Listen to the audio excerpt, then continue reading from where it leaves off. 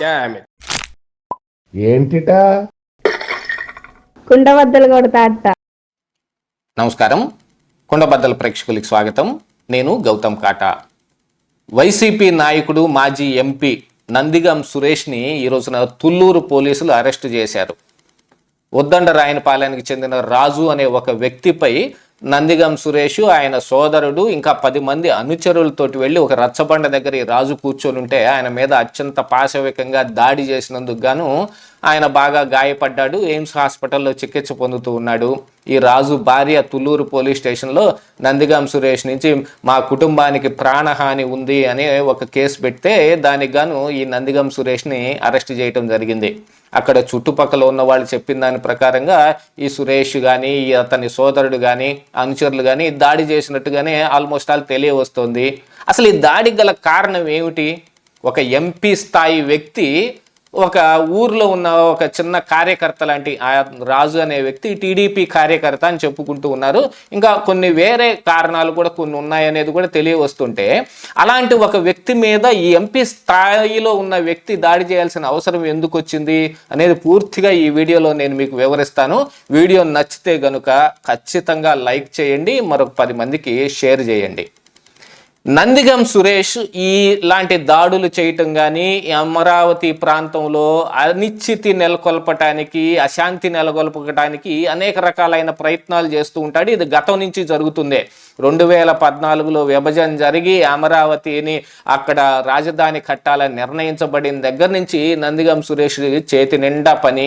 అక్కడ అరటి తోటలు తగలబెట్టించడం కానీ, మరి ఎస్సీ సామాజిక వర్గంలో ఉన్న వాళ్ళని రెచ్చగొట్టి వాళ్ళ చేత ఈ అమరావతికి భూములు ఇవ్వకుండా చేస్తాము అనే ఒక వేరే నినాదాలు చేపించటం కానీ, ఆ తరువాత ఈ అమరావతిని ఇక్కడ నుంచి మారుస్తాను అంటే ఖచ్చితంగా మారుస్తానని కాకపోయినా 3 రాజధానుల అంశాన్ని జగన్మోహన్ రెడ్డి తెరపైకి తీసుకొచ్చినప్పుడు అక్కడ ఉన్న గ్రామస్తులందరూ నిరసనలు వ్యక్తం చేస్తుంటే వాళ్ళకు పోటీగా మరొక నిరసన శిబిరాలు నడపటం కానీ ఇవన్నీ చేశాడు. ఎవరైనా ప్రశ్నించటానికి ఈ అమరావతి ప్రాంతం నుంచి నందిగం సురేష్ దగ్గరికి వెళ్ళి ఊరక మాట్లాడిన పాపానికి చాలు వాళ్ళ మీద ఎస్సీ ఎస్టీ కేసులు పెట్టి వాళ్ళందరినీ లోపలేయించి వాళ్ళందరి మీద పాశవికంగా ఆయన ఉన్న అధికారం ఏంటో గట్టిగా చూపించాడు. ఇక ఆ తరువాత టీడీపీ పార్టీ జాతీయ ఆఫీసు మీద దాడి విషయంలో కూడా నందిగం సురేష్ అరెస్ట్ అయ్యాడు. మరొక మహిళ మృతి అంశంలో కూడా ఈ హత్య చేసిన దీంట్లో కూడా ఆయన అరెస్ట్ అయ్యి కొన్నాళ్ళు గుంటూరు జైల్లో ఉండి తర్వాత బెయిల్ పైన బయటకు వచ్చాడు.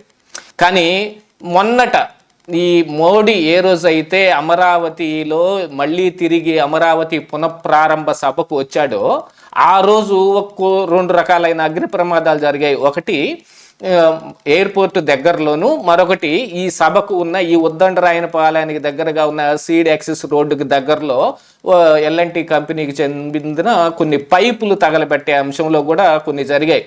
దీని మీద కూడా నందిగం సురేష్ మీదే ఎక్కువ మంది అనుమానాలు వ్యక్తం చేస్తూ ఉన్నారు. దీంతో పాటుగా మళ్ళీ భూసేకరణ జరుగుతుంటే మళ్ళీ ఏదో ఒక ప్రాబ్లం క్రియేట్ చేయడానికి నందిగం సురేష్ అక్కడే తెస్టేసుకొని కూర్చొని ఉన్నాడు. దీంతో పాటుగా అక్కడ జరుగుతున్న అభివృద్ధి పనులు వీటన్నిటికీ ఈ ఎస్సీ సామాజిక వర్గం నుంచి కానీ ఇక్కడి నుంచి కానీ సహాయ నిరాకరణ చేయండి, పని చేయడానికి ఎవరు వెళ్ళకండి, ఆపండి అని అందరి దగ్గరికి తిరుగుతూ ఉన్నాడు. ఈ రాజు అనే వ్యక్తి అయితే అక్కడ పని చేయించే చిన్న చితక కాంట్రాక్టులు చేస్తూ ఉంటాడు, అక్కడికి మరి లేబర్ని సప్లై చేస్తూ ఉంటాడు అనేది కూడా మనకి లోకల్గా తెలియవస్తున్న సమాచారం. అతన్ని ఇంటికి పిలిపించి మరి నువ్వు అలాంటి పనులు చెయ్యొద్దు, అక్కడికి లేబర్ సప్లై చేయబాకు, లేదు అక్కడ ఒకవేళ సప్లైకి వెళ్ళినా ఏదో కారణానికి మొత్తాన్ని చెడగొట్టమని ఏదైనా కుయుక్తులు ఏదైనా పని ఉండొచ్చు. ఎందుకంటే అమరావతి మీద వాళ్ళ కడుపు మంట అలాంటిది. జగన్మోహన్ రెడ్డి ఏం చెబుతాడో అది చేయడానికి నందిగం సురేష్ ఎప్పుడు సిద్ధంగా ఉంటాడు, అది మనందరికీ తెలిసిందే కదా. ఇక తరువాత ఈ అమరావతిలో జరిగే అభివృద్ధి పనుల్ని చూసి కడుపు మంటతోటి ఈ పని చేశాడని రాజు కూడా మరొక పక్కన ఆరోపిస్తూ ఉన్నాడు. దాంతోపాటుగా తుళ్ళూరు సిఐ మీద కూడా కొన్ని ఆరోపణలు రాజు చేయటం జరిగింది. ఈ సిఐ దగ్గర నాకు న్యాయం జరగదు, నేను ఎస్పీ దగ్గరికి వెళ్తాను అని ఆయన హాస్పిటల్లో మీడియా వెళ్ళినప్పుడు కూడా మాట్లాడుతున్న కొన్ని బయటలు కూడా బయటకు వచ్చాయి. కాకపోతే నందిగం సురేష్ని అయితే మరి తుళ్ళూరు పోలీసులు అరెస్టు చేశారు. దీంతో పాటుగా ఇక్కడ లోకల్గా అమరావతి ప్రాంతంలో వినవస్తున్న అంశం ఏమిటి అని అంటే, మొన్న మోడీ సభకు దగ్గరలో తగలబడి ఉవ్వెత్తున ఆకాశానికి ఎత్తున పొగలు చిమ్ముతూ మంటలు రేగుతూ తగలబడిపోయిన ఆ పైపులను తగలబెట్టించిన అంశంలో కూడా నందిగం సురేష్ పాత్ర ఉంది. దాంట్లో ఏదో ఒక సమాచారం ఈ రాజుకు తెలుసనో లేకపోతే ఈ రాజు ద్వారా జరిగిందేమో అని కొంతమంది అంటూ ఉన్నప్పటికి గాను ఇతని మీద దాడి చేస్తే నందిగం సురేష్కి ఏం ఉపయోగం వస్తుంది? కాకపోతే ఇతనికి ఆ సమాచారం తెలిసి ఉండొచ్చేమో.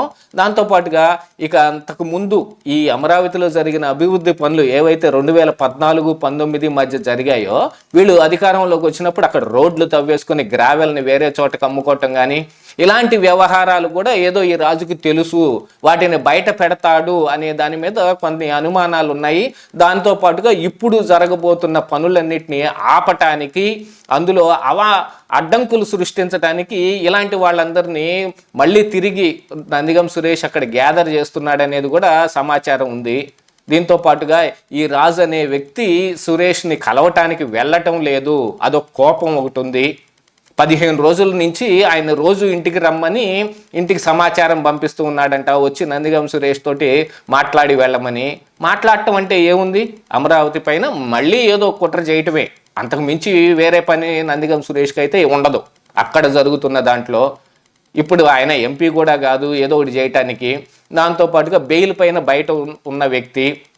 ఇంకా ఈ అమరావతిని ఏదో రకంగా మోకాలు అడ్డం పెట్టడానికి సురేష్ చేస్తున్న ప్రయత్నాలకి ఇతను సహకరించలేదు అనే కారణానికి ఆయన పైన దాడి చేశారు అంటే వైఎస్ఆర్ కాంగ్రెస్ పార్టీ నాయకులు ఎంతకు తెగబడుతున్నారనేది ఇక్కడ అందరూ అర్థం చేసుకోవాలి. దాంతోపాటుగా అమరావతి మీద ఇంకా వైఎస్ఆర్ కాంగ్రెస్ పార్టీ నాయకుల జులుం కానీ దాష్టికం కానీ తగ్గలేదంటానికి ఇలాంటివే మంచి ఉదాహరణ కింద చూపించుకోవాలి.